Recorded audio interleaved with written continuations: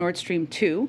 We can come back to that, but that is an additional step today. And also on banks, in the announcement we made yesterday, what we did was we used our most powerful sanctions tool to target two major state-owned Russian banks for the first time. That is the significance. These banks can no longer, what it means is they can no longer make any transactions with the United States or Europe, and their assets in the financial system will be frozen. They are the glorified piggy banks, some of the glorified piggy banks for the Kremlin, including one of them, which is a key financial institution where support military finances has been held.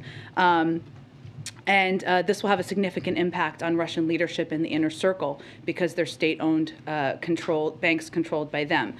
We also were clear yesterday, but again, there was a lot going on, so I just wanted to touch on this lightly, that no financial institution is safe. And the authority that was announced yesterday means that we can expand this to other financial institutions in Russia, and we have every capability and capacity to do that. Second, we made an announcement about sovereign debt. And essentially this means, I know there's been some commentary out there, some from Russia, of course, that they have a rainy day fund. A rainy day fund is limited.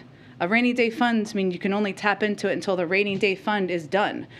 The ability to purchase sovereign debt means that you can gain access to additional funding. And what we are essentially doing is cutting off their ability to tap into that from the United States and Europe. Finally, on elites, what is significant about this, and somebody asked me this question about what's different. So some of the people who were sanctioned yesterday are repeat people that we have sanctioned in the past. But the additional step we took was that we sanctioned family members, because what we've seen in terms of tactics that they've used in the past is they have moved, they're very sophisticated, some of these oligarchs, no surprise, they've moved money around to children, to family members, so they could still have access to it. And we wanted to reduce the likelihood of that, so that is an additional step we took. So just wanted to cover that. One other note, today also marks 100 days since the president signed the bipartisan infrastructure law. Time flies. It's also day 400 of the administration.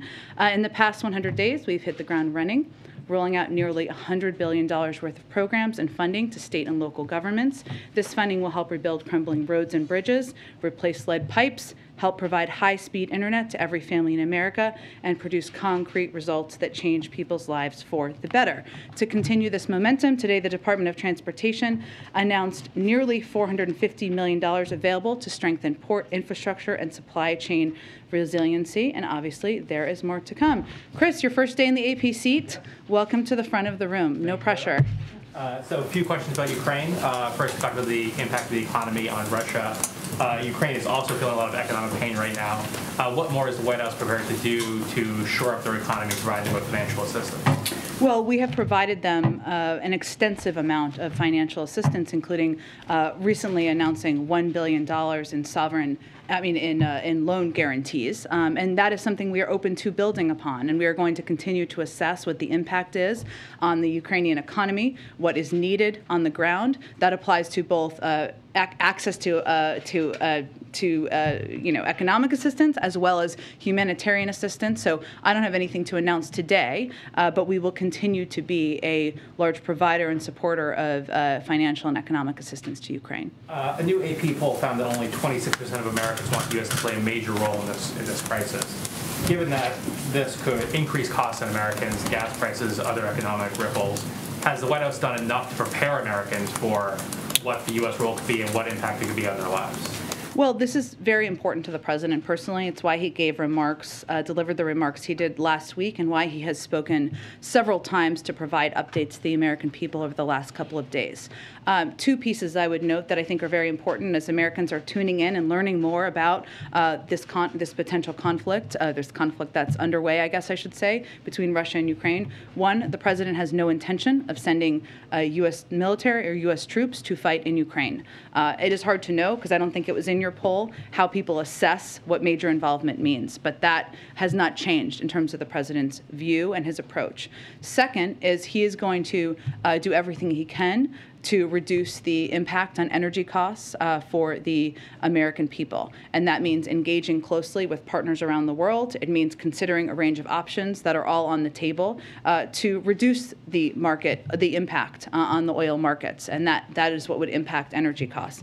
But the last thing I would say is that the President and the White House, we make national security decisions based on what's best for our country's national security, not on the latest polling. And if you step back, what hopefully the American people will see and have seen is that, while Russia has sought to divide our allies and the American people, the President has sought to revitalize our partnerships and alliances and unite our country. He's standing up for our national security interests and bedrock democratic values against the aggression of a dictator threatening to further invade a sovereign country. That's why he's doing what he's doing. So we're less focused on the politics of Ukraine and more focused on preventing a war. The other question I had was, yesterday the administration said the goal of the sanctions is to prevent and deter a wider invasion of Ukraine. If Russia does attack, as U.S. officials are warning that they're imminently prepared to do, does that mean that strategy has failed? Well, I would say as we look at it, we're focused on accomplishing two things. One is implementing serious costs for the actions that have already been taken. So the actions in the Donbass, and we've taken steps beyond what we did in 2014, which obviously I just outlined at the beginning of the briefing. Second, yes, deterrence is part of our objective. If he goes further, we will go further. We have a range of tools at our disposal. I mentioned some of the potential financial steps we could take that could impact financial institutions.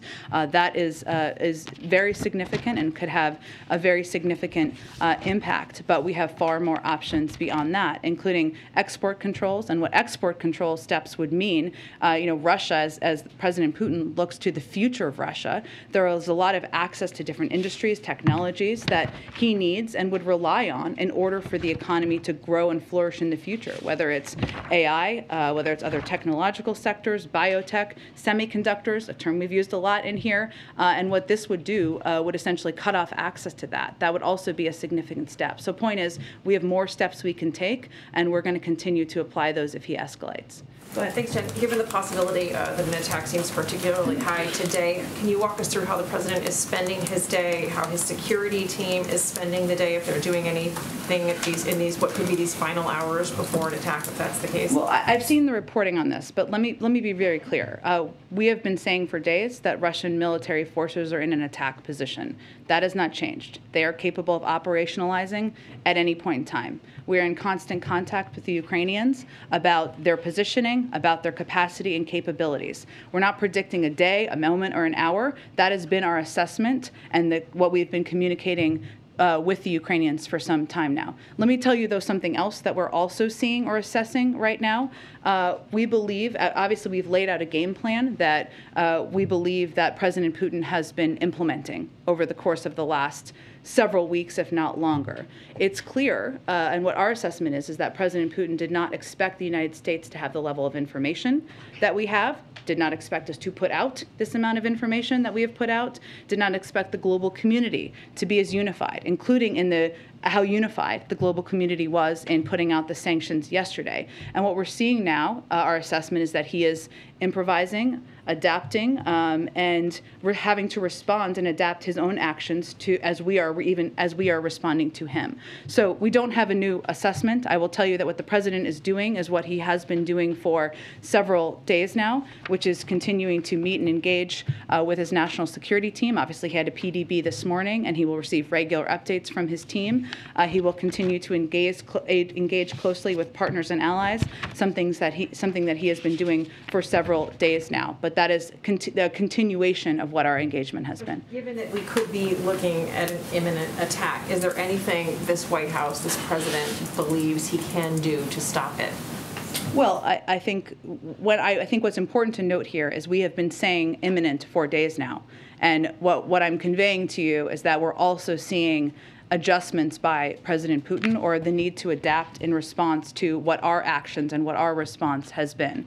So what the President has been doing has been continuing to work with partners and allies to ensure we remain united, to leave the door open to diplomacy, but to make very clear to President Putin and to our partners around the world that there will be significant consequences beyond what we have done already should he invade further.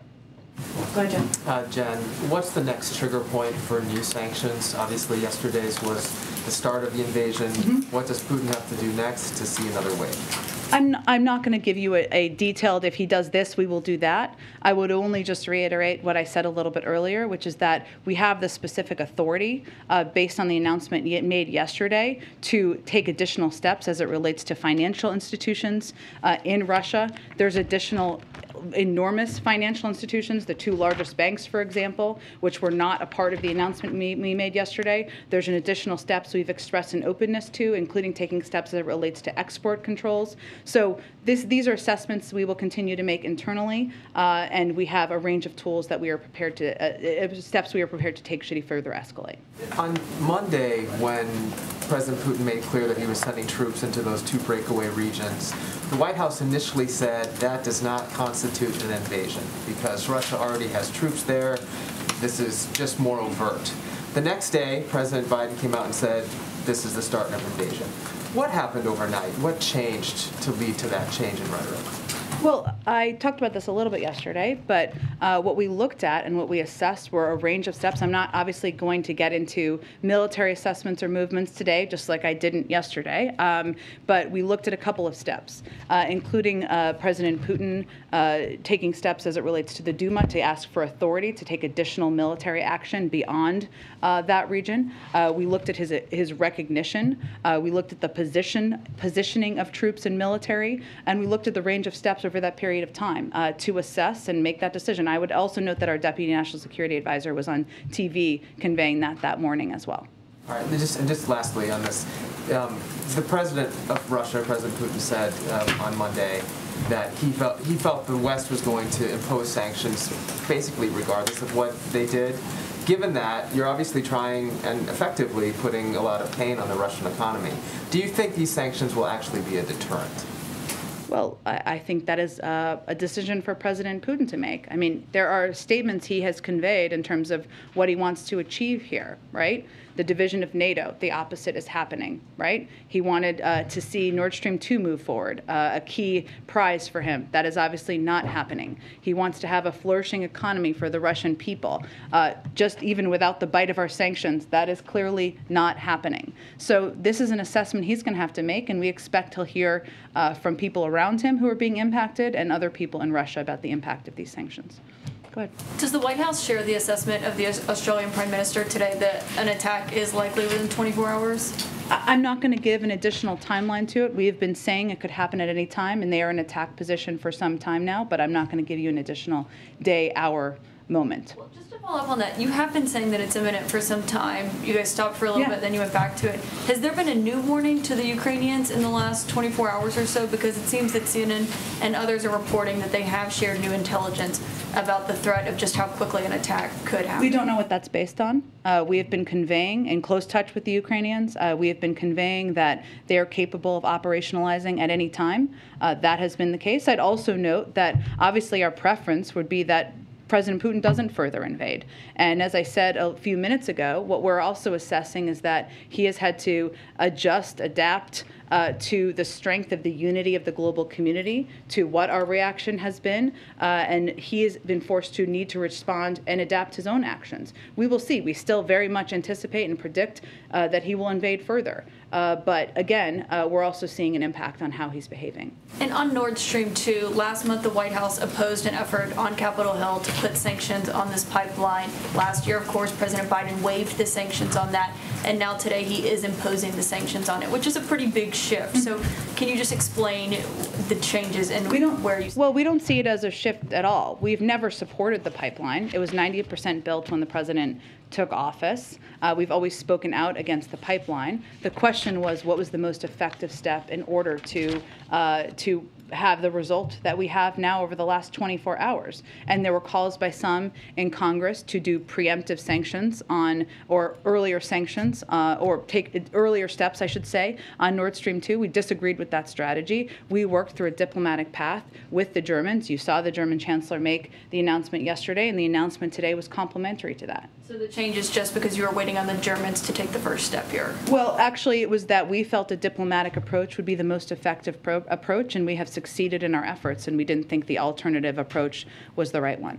My last question, a French official recently told the Wall Street Journal that during his last visit, the French president found Putin was more rigid, isolated, and had basically gone into a sort of ideological and security-minded drift. The president recently spent about an hour on the phone with him. Obviously, he knows Putin pretty well. I wonder if he has seen a change in the Russian leader. I don't have any personal observations by President Biden about President Putin to read out, but I think we all watched, including the president, the speech or read it from the other night and saw a leader who was outlining a case for war to his public, one that was based on revisionist history, and whether that's based on isolation or not, we'll leave that to others to assess.